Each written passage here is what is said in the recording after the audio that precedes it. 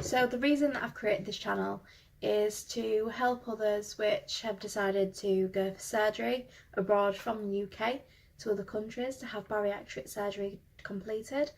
While I was looking at research for whether I should go abroad for my surgery or whether I should have it done in the UK, there wasn't much that I could personally see, now forgive me if I'm wrong, across YouTube at all, well, on the vlog and the journey that people have taken to go and to have surgery abroad.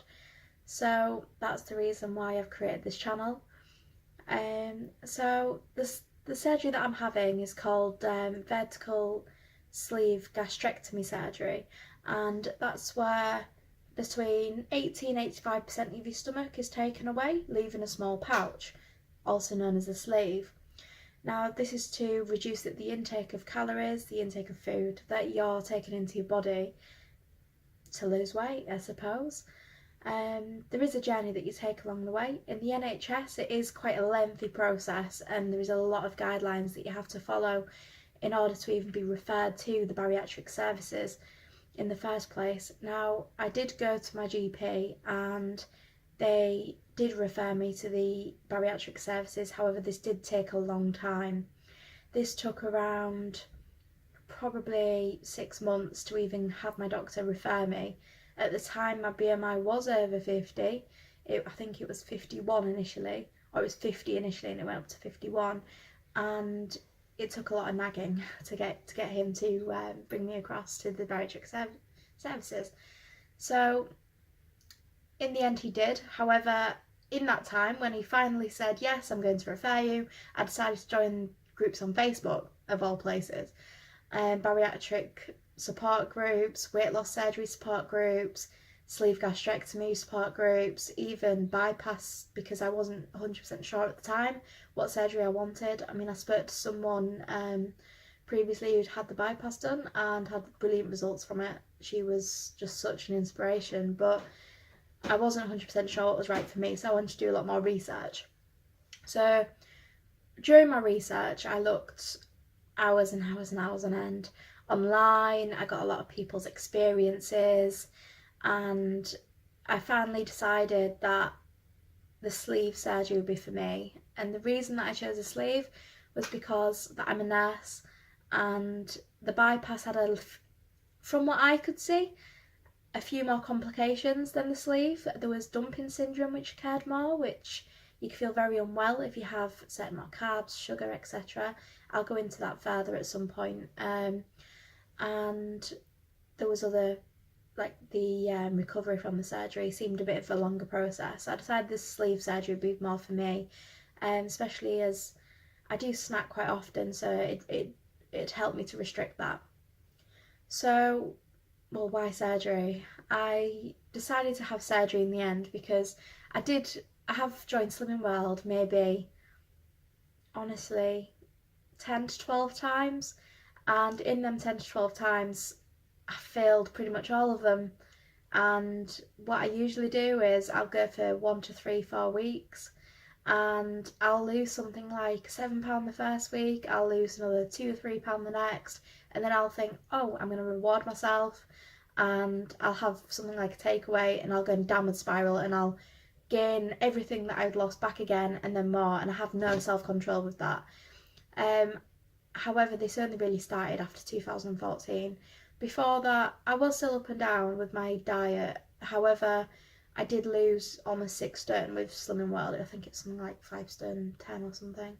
And this was just following Slimming World, and I was really motivated. And then life happened, unfortunately, and I went back on a downward spiral, and I haven't been able to get back to the surface since. So one of the reasons that I've gone for weight loss surgery is because I've got polycystic ovarian syndrome, which I have insulin resistance as a result, and the weight gain with PCOS is, most people get it.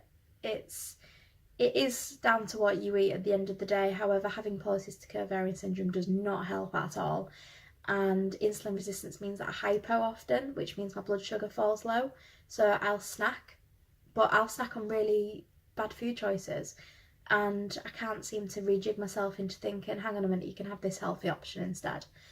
Another reason is I've got endometriosis, which I'll talk about further another time probably, and I have a few flare-ups now and again, which means I sometimes end up hospitalised in pain. So due to this, I feel that the weight would really help coming off to relieve that pressure. And although I haven't been hospitalised in nearly a year now, because I've had treatment and which has worked so far, yeah, it'll help. And also I've had a bout of high blood pressure recently, which now has gone back to normal again, but I don't want that to continue. My dad has high blood pressure. My family have had high blood pressure for a few generations now, and diabetes. My dad has diabetes, and it seems I'm following the same tracks as him in the sense of my blood sugars.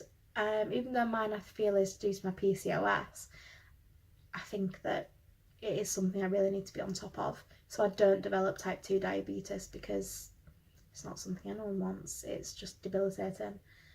So while I was on these groups, I came across one individual in particular initially, and she mentioned how she'd gone across to Egypt for her surgery. Now, initially I thought the whole, oh, Egypt, I've always been told that it's not the best medical care. I mean, this is so untrue. And I've been told just horror stories really, and my family just all the time speak about how dangerous Egypt is, even though I've been there many times on holiday. I've never had really any issues.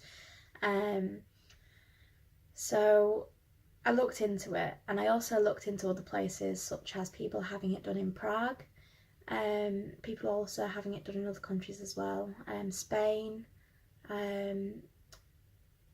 Turkey was one of them as well, and there was a few other places. And I started speaking to this one person and asked about her experience while she was in Egypt, and she spoke with just such a brilliant experience that I just thought, hang on a minute, this sounds a bit too good to be true. The cost was really low. The cost that she had a surgery for was lower than what mine is going to be, and that's because of the exchange rate has changed. She stated that my surgeon, Dr Tamer, he was a accredited surgeon in the UK, and he trained in America as well, which that settled me a little bit as well. And apparently he speaks very good English, he's really comforting, and he seems really knowledgeable. So then I started looking into Dr Tamer. I looked at his YouTube videos on YouTube, which most surgeons don't have, but it's amazing to watch. You can see the surgery actually being performed on someone. You can see experiences from other patients that he's had. I looked online about him. I did a lot of research about him in particular, and about his company really in Egypt, and it seemed fantastic. And the cost, of course, was really low. So I spoke to his secretary on Facebook, and she informed me that the normal surgery would be 2,800 and something, and the bikini sleeve, so he's brought out something called the bikini sleeve. So it's where your bikini line, that's where he'll make the incisions, so the surgery itself is almost scarless. You don't have the scars which you have over your stomach, which most people have in the NHS if they have the sleeve. They're all hidden on your bikini line, and that looked amazing. But so I looked more into that, and then his secretary got back to me and gave me just all the information I need to know. She was brilliant and gave me Dr Tamer's contact details. So I spoke to Dr Tamer on WhatsApp, and the same day I had a consultation with him, and he was just fantastic, absolutely fantastic. He told me everything I needed to know. He told me he mainly talked to me about the risks, which is really important. I'm really glad that he spoke to me about that, because it was part of my decision making. He spoke to me about aftercare. He spoke to me about what happens how you travel there, when you arrive at the hospital, what to expect, what previous patients have expected, and it was just, he was really competent, and he spoke such excellent English. It was just unreal. since then, I've been in contact with him almost weekly, and this ranges from asking him silly questions such as, can I eat this on a liver shrinking diet? Or asking him more about the procedure and more about the risks and the policy that they all follow. And he's been brilliant. So the liver shrinking diet, what I've just mentioned, if you're over a certain BMI, my BMI was 51 to begin with, you have to do something called a liver shrinking diet, and of course it's individual dependent. It all depends on the fat that you have in your body, the weight you are, etc. And when they perform surgery, of course they've got to be very careful not to nick your liver, because if they nick your liver, it can cause a lot more complications and it can be really dangerous. So a lot of surgeons, if they notice your liver is large, which it is in most bariatric patients, as usually we have something called fatty liver disease, I believe, where the liver's quite enlarged, this liver shrinking diet, it shrinks the liver down and reduces the fat around it in preparation for surgery, which I'd never heard of until I actually started speaking to Dr Tamer. So my liver shrinking diet really is protein. I have protein shakes throughout the day. I also can have lean meat, so I have a lot of chicken. For snacky things, I personally have jelly mainly, or I have chicken breast fillets that I'll just nibble on throughout the day. And Dr Tamer has advised me to have 1,200 to 1,500 calories a day. However, the NHS guidelines are usually around 800 to 1,000. So I agreed with Dr Tamer that I'd do a few days of 800 calories and then a few days more of 1,000. So I have really ranged my diet between 800 and 1,100. Today's day 10 of my liver shrinking diet, and I've actually lost 17.5 pounds so far. So that's 1 stone 3.5 pounds, which is just fantastic. I've only really had 2 hungry days, and those 2 hungry days I did want to eat everything, but I didn't. I went to bed and I was fine the next morning, didn't crave anything else. But it's been alright. I mean, I'm a nurse in quite a busy hospital as well, and I haven't felt like I've had much energy loss for that. It's been fine. I mean, if I've been hungry, but a little bit, but as soon as I have a protein shake, I'm fine again. Protein really does fill you up. So far my flights are booked. I am going on Friday. I am going with Turkish Airlines, and on Saturday, sorry, it's Friday the 2nd, I am leaving the country of March 2018, and on Saturday the 3rd of March 2018 is when my surgery is booked for. Dr Tamer's secretary, she helps me a lot with what I need to do and what companies I need to look at for flights, and so did a few other people which I've been speaking to, which are Dr Tamer's previous patients. I think I'm now in touch with maybe 5 or 6 previous patients, possibly even more, one of which is actually going this weekend with me. Not actually with me, but she'll be there. Her surgery is on Sunday. And you know, it's been really supportive from everyone. But yeah, so I'm just trying to think what else I need to mention really. So what I've done is you mainly have 3 nights in the hospital. So I'll arrive Saturday early hours of the morning, but that counts as Friday night technically. So I'll be in the hospital Friday night, Saturday night, which is after my surgery, fingers crossed, and Sunday night. And I plan to go to my hotel on the Monday. I'm going to a local hotel nearby. I've picked a reputable one because I am travelling alone. I was going to go with my partner, but unfortunately he couldn't get the holidays off work, and I didn't want him to take unpaid leave like what I'm having to do with my job. So I am going alone, which it's fine.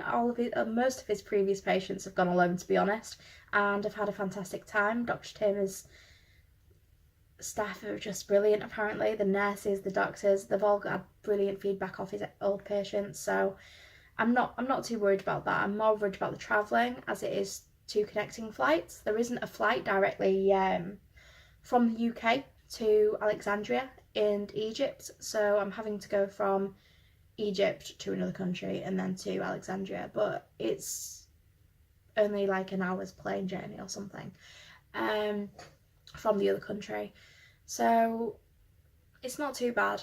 And I've decided to go business class on the way back, which I've never done in my life, and the reason for that is because I want to be able to be comfortable. I want to be able to lay out, and although you've got to walk around to make sure you don't have blood clots, I want to be able to relax on the plane back and not be too worried about being in one position the entire way home. I'm not sure there's much else that I can mention right now, but I will be doing other videos. My plan is to, sorry, I've got an itchy nose. My plan is that I'm going to video my experience going there.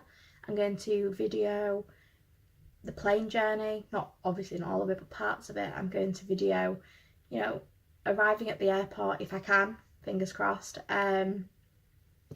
You can't really video in the airport really because of it's Egypt, and I'm not sure about the rules and regulations yet with that. But one thing I will be doing is I will be recording a lot of my hospital experience while I'm in Egypt.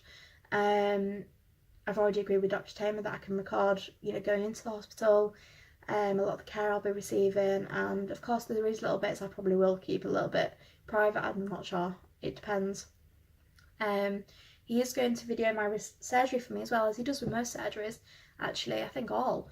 And he is going to give me that video as well, so I will hopefully be putting snippets of that on my future videos, and how I feel after surgery and how the rest of the experience goes, I suppose. So hopefully I can be that help via vlogging on YouTube that I couldn't see unless I wasn't looking hard enough while I was doing my research, and hopefully it'll help those decide whether they want to go and have the surgery in Egypt or another country, or in particular with Dr Tamer. And I'll be 100% truthful throughout my entire journey, because I think that's the main thing, isn't it? All you want is honesty when you see reviews. So hopefully it'll be a good experience. So I've got 3 days left. I'm on a night shift tonight with work and tomorrow, but I've got 3 days left before I travel on Friday. So I will try and do another video before then anyway. If not, it'll be when I'm travelling. But thank you very much for watching, and hopefully you can subscribe, and I will put further videos on in the future about my journey throughout this entire process, because I think that's really important, and it'd be good for you all to see what's in this experience. Okay, thank you for watching, and I'm really sorry if I was a bit nervous.